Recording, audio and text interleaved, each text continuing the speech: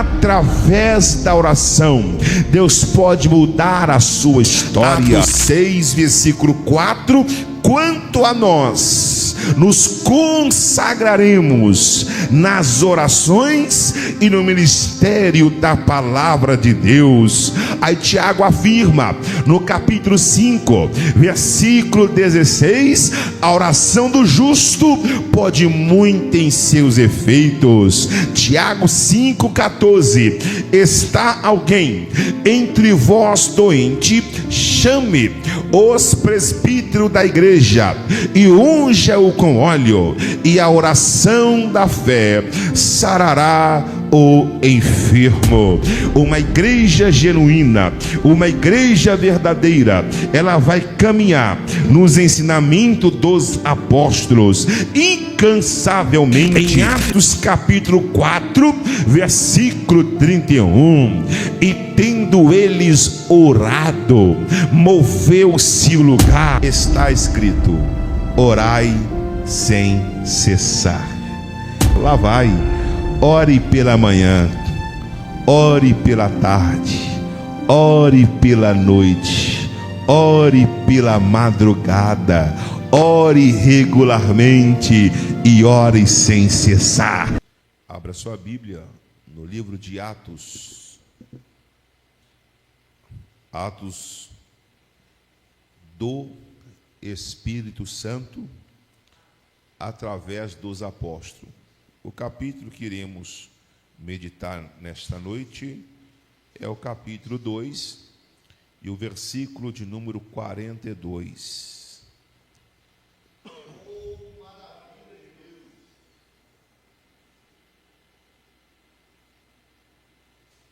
Quem encontrou, diga amém. Atos capítulo 2, versículo de número 42. Diz assim a poderosa palavra de Deus: e perseveravam na doutrina dos apóstolos, e na comunhão, e no partir do pão, e nas orações. Na minha tradução, King James, é a mesma essência, um pouco diferente, mas está assim: eles perseveravam no ensino dos apóstolos e na comunhão, no partir do pão e nas orações. Toma o seu assento, que Deus possa abençoar o pastor Dênio, a serva do Senhor Adriana e todos os nobres cooperadores desta casa. Que Deus possa abençoá-los poderosamente. Meus amados e queridos irmãos, diante desse texto tão magnífico, nós vemos os 4 pilares da Igreja de Cristo. É interessante ressaltar nesta introdução rápida e objetiva que todos nós sabemos aquilo que Paulo diz em 2 Timóteo capítulo 3, versículo de número 16. Obrigado, Barão. Paulo diz: toda escritura, ela é divinamente inspirada pelo Espírito Santo de Deus. 2 Timóteo, capítulo 3, versículo 16. Paulo diz que toda a escritura, ela é divinamente inspirada, proveitosa para ensinar, para redarguir, para corrigir e para instruir em justiça. Observa que Paulo está afirmando que toda a profecia, ela é inspirada pelo Espírito Santo de Deus. Aí nós vemos o apóstolo Pedro em 2 de Pedro, capítulo 1, versículo 20 e 21. Pedro diz: sabendo primeiramente isto, que toda profecia, ela é de nenhuma forma particular interpretação. Pedro está afirmando que a profecia nenhuma é de particular interpretação. Aí ele disse que toda profecia não foi produzida por vontade de homem algum, mas os homens santos de Deus falaram inspirado pelo Espírito Santo de Deus. Isto aqui é fascinante, porque a Bíblia foi escrita por 40 escritores. Fala comigo, 40 escritores. Mas um só autor vai compor. Foram 40 escritores e um só autor, Deus, através do seu Espírito Santo. Não existe nenhum outro livro que há mais de 100 anos o autor está presente, porque morre o autor e permanece apenas o livro. A Bíblia não, ela durou 1600 anos para ser escrita, e toda vez que você abre a sua Bíblia, o próprio autor se coloca de pé, dizendo: eu velo na minha palavra para cumprir. Aleluia. A Bíblia é o único livro que o autor está presente do seu lado. E a igreja primitiva, ela tinha esta noção que a igreja precisava do ensinamento bíblico. Pois vejamos, o texto diz-se: e eles perseveravam no ensino dos apóstolos. O primeiro pilar da igreja de Cristo, uma igreja verdadeira, é que ela valorizava a doutrina bíblica da palavra de Deus. Uma igreja verdadeira, ela ensina acerca da pessoa de Cristo. Interessante que nós temos um profeta na Bíblia por nome de João Batista. E este João Batista, ele tinha apenas uma mensagem.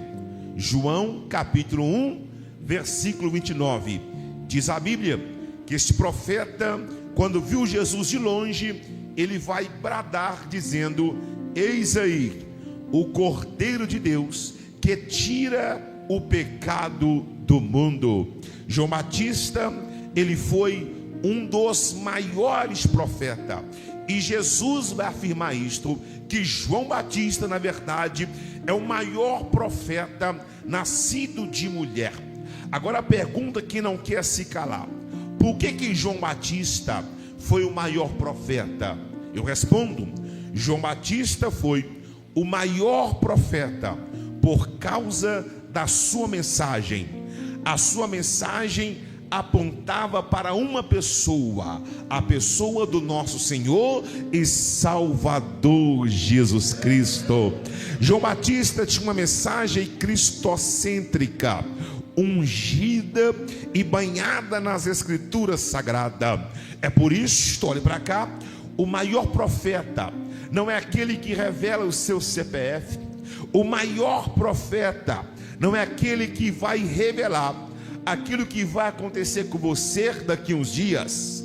O maior profeta é aquele que revela a pessoa que pode mudar a sua história. Aleluia. O maior profeta é aquele que valoriza a Sagrada Escritura. Este é o primeiro pilar de uma igreja verdadeira. Ela anda segundo a palavra de Deus. É por isso que a Bíblia disse, Hebreus capítulo 4 versículo 12, a palavra de Deus, ela é viva e eficaz, é mais cortante do que qualquer espada alguma de dois gumes, e que penetra até a divisão da alma e do espírito, e das juntas e medulas, e ela é apta para discernir os pensamentos e intenções do coração. A igreja primitiva, ela era uma igreja bíblica, porque não queria andar, irmãos, segundo a visão do mundo, pois nós andamos na contramão do mundo. Como diz o autor John Piper, se não estiver nos 66 livros, Deus não falou. Irmãos, Isto é tão sério que Paulo diz: se um anjo descer do céu, isso está em Gálatas capítulo 1 versículo 8, ou seja, é possível isto acontecer. E Paulo afirma para a igreja bíblica: se um anjo descer do céu, pode descer e anunciar outro evangelho, que este evangelho seja anátema. O que é anátema, pregador? Anátema quer dizer maldito. Anátema quer dizer maldito. Se um anjo descer do céu e pregar outro ensinamento a não ser este ensinamento é diabólico. Por isso que a Bíblia disse que nos últimos dias muitos darão ouvidos à doutrina de demônios, a espíritos enganadores. Mas eu glorifico a Deus nesta quarta-feira profética, porque eu estou olhando para pessoas que sabem o que é a palavra de Deus, porque aqui nós temos o ensinamento dos apóstolos. Nós estamos aqui aprendendo sobre a doutrina dos apóstolos, estamos aqui aprendendo sobre a pessoa do nosso Senhor e Salvador Jesus Cristo.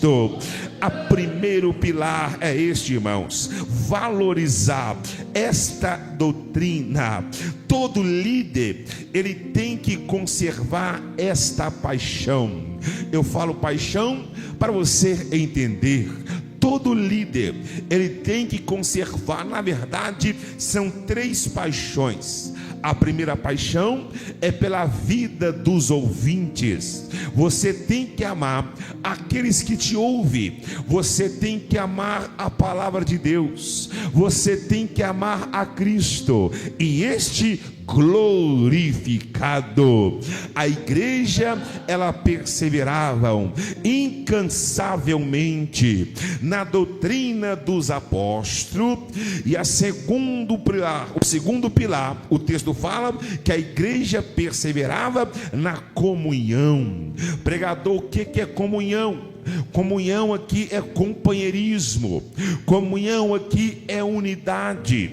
A igreja foi chamada, irmãos, para ser uma só igreja, unida em um só propósito. É por isto que a Bíblia disse no Salmo 133: ó, quão doce, quão suave é que os irmãos vivam em união. Ó, quão bom, em outra tradução, ó, quão bom e quão suave é que os irmãos vivam em união. Aleluia. Esta união é união verdadeira, porque amizades erradas são como carvão: apagadas te sujam, acesas te queima. A igreja precisa ter o discernimento de espírito para andar com pessoas que velam sobre a palavra de Deus. Uma comunhão, uma união. Princípio da gratidão fortalece a igreja de Cristo. E um dos conselhos do apóstolo Paulo, irmãos, em 1 Coríntios capítulo 15, versículo 32, Paulo disse, 33: as más conversações corrompem os bons costumes. A igreja primitiva, ela tinha unidade, ela tinha comunhão, ela buscava aprender a escritura, e quando se reunia nas casas, não ia falar da vida de ninguém. Quando reunia nas casas, não falava de política, não falava de novela, não falava de futebol. A palavra desta igreja era uma só: Jesus, Filho do Deus Altíssimo. Irmãos, há tempo para todas as coisas, eu sei, mas quando eu falo em estar em um culto profético, em um ambiente profético, você tem que entender, esquecer todas as coisas, deixar para trás e viver o sobrenatural de Deus para a sua vida, porque Deus está à procura de adoradores que adoram a Ele em espírito e em verdade. Aleluia. Quando reunir na casa de alguém, um leva salmo, outro leva profecia, outro leva a interpretação, outro leva o discernimento de espírito. Isto é a unidade da igreja. A igreja não pode estar na quatro paredes. A igreja foi chamada para fora, foi chamada para alcançar, foi chamada para libertar os cativos mediante a ação do Espírito Santo. E aqui é o centro de treinamento, onde você está aqui agora conectado com seu irmão em um só propósito. Por isto que a Bíblia disse em Efésios 6 versículo 10: no demais, irmãos meus, fortalecei-vos no Senhor e na força do seu poder. Aleluia. E perseveravam na oração. A igreja que vive a comunhão, ela entende o Salmo 1 e o verso 2. Quando eu falo o verso 2, automaticamente eu estou dizendo o Salmo 1 e o versículo 1. Bem-aventurado o varão que não anda segundo o conselho dos ímpios, e nem se detém no caminho dos pecadores, e nem se assenta na roda dos escarnecedores. Antes o seu prazer é na lei do Senhor, e nela medita de dia e de noite. Aleluia. A igreja que valoriza a comunhão é uma igreja bem-aventurada, é uma igreja que não senta na roda dos escarnecedores, é uma igreja que não dá ouvido à serpente, é uma igreja que decidiu santificar a sua vida, purificar a sua vida. 1 Pedro 4,12, aliás, 1 Timóteo 4,12: ninguém despreza a tua mocidade, pelo contrário, torna-te padrões dos fiéis, na palavra, no trato, no amor, na fé e na pureza. E perseveravam na doutrina dos apóstolos, na comunhão e no partir do pão. Pregador, o que quer dizer o partir do pão? O partir do pão aponta para a santa ceia do Senhor. Algumas pessoas com receio falam a ceia do Senhor, mas aqui com toda a convicção e com toda a ousadia do Espírito, eu falo a santa ceia do Senhor, porque tudo aquilo que vem do Senhor é santo, tudo aquilo que veio dele é puro, tudo aquilo que vem do alto é separado, é grandioso, é sublime e é favorável para a nossa vida. Esta é o partir do pão. Na Bíblia nós temos duas ordenanças. A primeira é batizar, a segunda é participar da ceia do Senhor. Porque quando você reúne com seus irmãos em comunhão, no partir do pão, você está trazendo à sua memória o sacrifício de Cristo na cruz do Calvário. Todos nós devemos, irmãos, nos aproximar de Deus, trazendo à memória aquilo que nos traz esperança. Quando você olha para o pão, você automaticamente lembra, aquilo representa o corpo de Cristo, que foi pendurado no madeiro, e através do seu sangue precioso, o sangue de Cristo nos liberta de todo o pecado. O seu sangue nos purifica de todo o pecado. O seu sangue nos regenera. O seu sangue nos santifica. branca. O seu sangue nos faz estarmos alvos mais do que a lã branca da neve. Este é o partir do pão. Quando você olha para a Santa Ceia, ela vai apontar para o passado, porque foi no passado que ele morreu por nós. Que coisa linda, irmãos. Jesus morreu por nós. E o autor de Romanos, o apóstolo Paulo, no capítulo 5 de Romanos, versículo 8, ele disse que Deus nos amou, aleluia, Deus nos amou, sabendo que nós éramos pecadores. Deus prova o seu amor para conosco, em que Cristo morreu por nós, sendo nós ainda pecadores. Foi ele que nos amou primeiro. Então a Santa Ceia faz você refletir que ele nos amou. Ele é o nosso Pai que está no céu. Quando você olha o partir do pão, você lembra que a Santa Ceia aponta para o presente. Por que presente, o pregador? Porque aquele que morreu por nós na cruz do Calvário hoje está no meio da sua igreja, aleluia. Mateus 28:20: eis que estou convosco todos os dias até a consumação do século. Quando você olha para a Santa Ceia, você vai perceber que a ceia do Senhor aponta para o futuro. Que coisa linda, meus irmãos. Por 7 vezes Jesus prometeu voltar. Nas cartas de revelação do Apocalipse, se não vejamos, Apocalipse 2, versículo 5, Jesus disse: brevemente virei a ti. Apocalipse 2, versículo 11, ele disse: em breve a ti virei. Apocalipse 3, versículo 11, ele disse: eis que venho sem demora. Guarda o que tens, para que ninguém tome a tua coroa. Em Apocalipse, capítulo 16, versículo 15, o noivo afirma: eis que eu venho como um ladrão. Bem-aventurado aquele que vigia e guarda suas vestes no sangue do Cordeiro.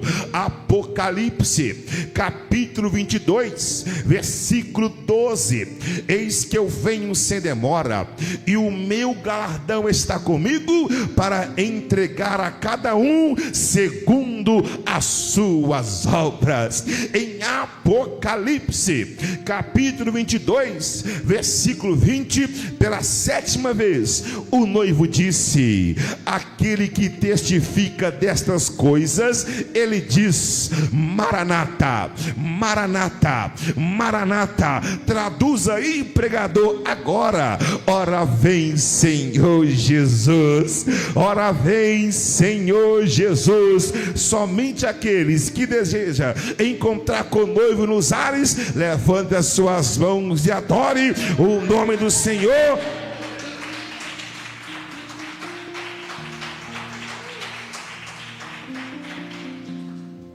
Então a Santa Ceia nos faz lembrar do sacrifício vicário de Cristo na cruz do Calvário. Irmãos, dos 31.173 versículos, existe um versículo que é o principal de toda a Bíblia Sagrada.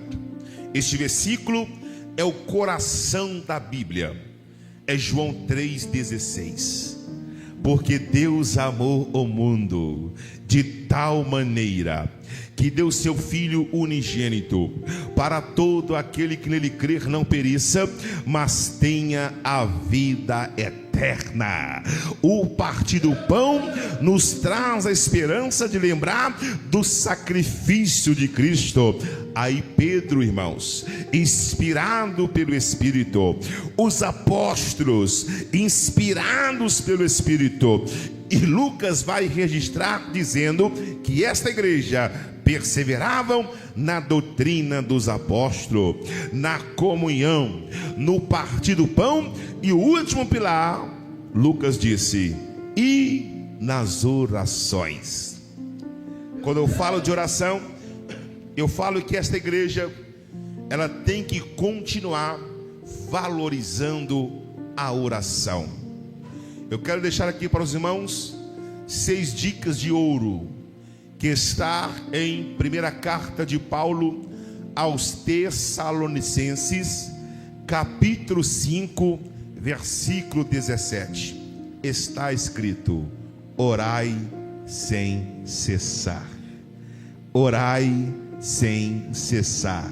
Cadê as dicas de ouro, pregador? Lá vai. Ore pela manhã, ore pela tarde, ore pela noite, ore pela madrugada, ore regularmente e ore sem cessar. Aleluia!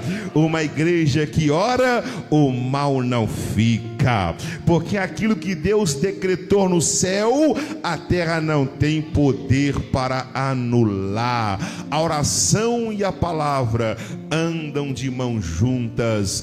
Atos 6, versículo 4: quanto a nós, nos consagraremos nas orações e no ministério da palavra de Deus. Aí Tiago afirma no capítulo 5, versículo 16: a oração do justo pode muito em seus efeitos. Tiago 5,14: está alguém entre vós doente, chame os presbíteros da igreja e unja-o com óleo, e a oração da fé sarará o enfermo. Eu quero aqui declarar pausadamente: se você entrou aqui hoje, quem sabe desesperado, angustiado, sem nenhuma perspectiva de vida, eu lhe convido a voltar a crer no sobrenatural. Através da oração, Deus pode mudar a sua história. Olha o que a Bíblia diz, irmãos. Efésios 3, versículo 14: por esta causa eu me coloco de joelhos perante o Pai do nosso Senhor e Salvador Jesus Cristo. Uma igreja genuína, uma igreja verdadeira, ela vai caminhar nos ensinamentos dos apóstolos, incansavelmente ela vai valorizar esta doutrina bíblica da palavra de Deus. Ela vai valorizar a comunhão entre os irmãos, ela vai valorizar o partir do pão, e ela vai valorizar as orações. Uma igreja verdadeira, ela sabe mover o coração de Deus.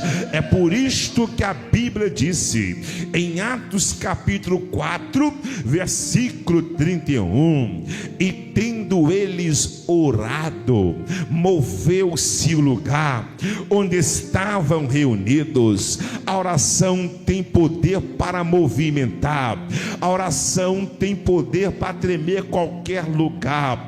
A oração feita por um justo, irmãos, pode trazer soluções inesperadas. É por isto que a Bíblia nos garante, pela boca do apóstolo Paulo: porque as armas da nossa milícia não são carnais, mas são poderosas em Deus. Nesta noite, o que você tem para oferecer para este Deus? Porque você pertence a esta igreja. Você sozinho não pode falar: eu sou a igreja. Não, você não é igreja, você é membro de uma igreja. Nós somos igreja, é comunhão, é unidade. A prova disso é a oração do Pai Nosso. Você não ora desta forma: meu Pai que está no céu.